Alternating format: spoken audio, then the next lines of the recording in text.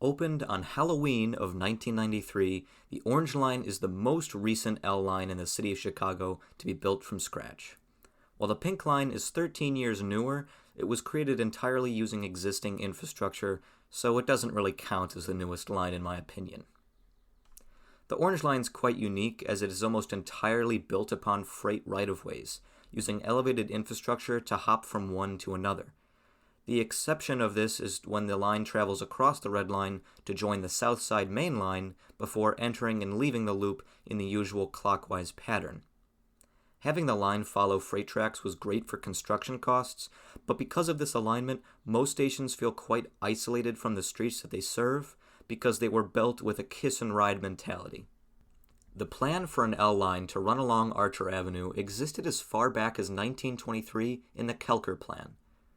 This line would have gone farther than today's Orange Line with a terminal at Harlem Avenue, and this is in a time when the area was not very densely populated.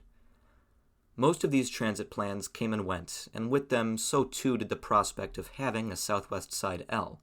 Whether elevated or as a subway, it became more relevant to create such a rail line that would serve Chicago's Southside Airport midway given its growing popularity, especially since the O'Hare Airport received a treatment like that in 1984 with the extension of the Northwest Side L. U.S. Representative William Lipinski, whose district included the southwest side of Chicago, received a call one day in 1986 from Ronald Reagan, who was thanking him for his vote to aid Nicaraguan Contras and asked if there was anything he could do for Lipinski in his district. "Have you ever heard of the Southwest Side Rapid Transit System?" he asked. And so, later that year, a full funding agreement with the federal government was signed by Mayor Harold Washington. This means that the Orange Line essentially received its funding from a phone call with Ronald Reagan, someone who was not really known to be a major transit guy, and the proposed 494 Crosstown Expressway never being built. The money planned for such an expressway was thankfully redirected to what would become the Orange Line.